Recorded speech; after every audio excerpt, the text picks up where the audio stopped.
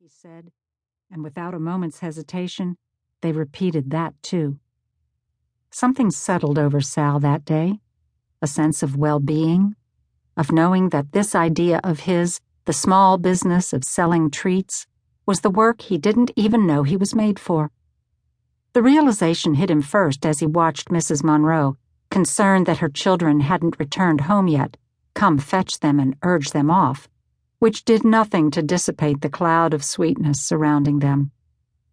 The next January, 1938, while frantically fixing the pipes of a downtown apartment building after an unusually deep freeze had caused a riot of bursting, Sal, once again of Giuseppe Lucchino and Sons, sat back on his heels, the bones of his arms and shoulders aching, his throat dry, his breathing shallow from bending at the waist as he worked.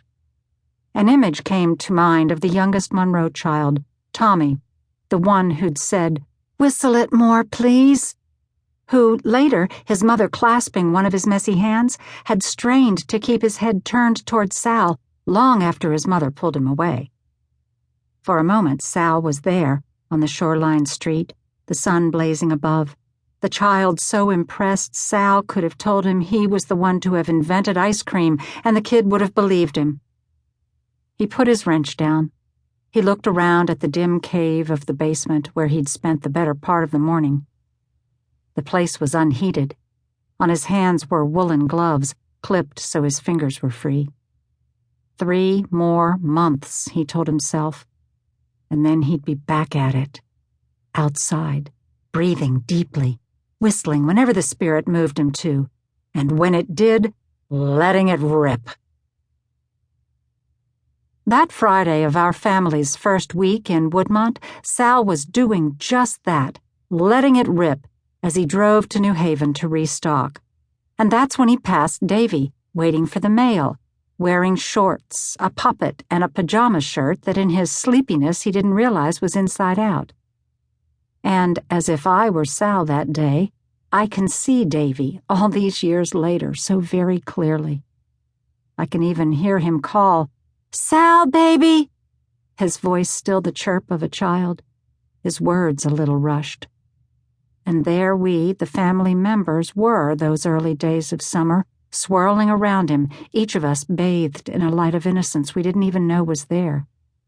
Davy's innocence, the fact of his still being a child, wasn't the light's source. I talk of a grander innocence.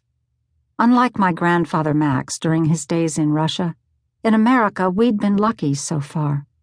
Even the recent war, in all its anguish, hadn't broken our spirit. And in fact, that summer, 1948, we were particularly hopeful, given Israel and all. "I'm free!" Davy cried while jumping on his bed, the words nearly his first upon our arrival at Woodmont that summer. And as I sit here now, once again at Beck's desk, staring for a second day in a row at that fraught note she wrote so long ago, after that innocence faded, here's what I sense. That at the summer's start, Davy's words were true for each of us, though not for the same reason. And that all of this, the different ways we found and grabbed at our freedom, had so much to do, ultimately, with this boy's death. But when the going is good, when the day is light and sunny, how can you not grab at freedom? Take my mother, for example, who in ways not so different from her nemesis to come, Sal Lucchino, didn't even know she had.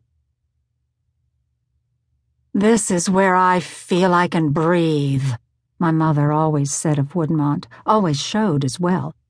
And it was there, in the cottage with her sisters each summer, that I would watch the usual knot of her brow unwind, the taut vein lines in her neck slacken, the apron strings inevitably wound round her waist in our Middletown kitchen fall by the wayside. Wearing her daily house dress, one of her many shapeless cotton shifts, her mass of hair pinned haphazardly behind her head, and her beloved wedge sandals, oddly stylish given the rest, she could look almost comic.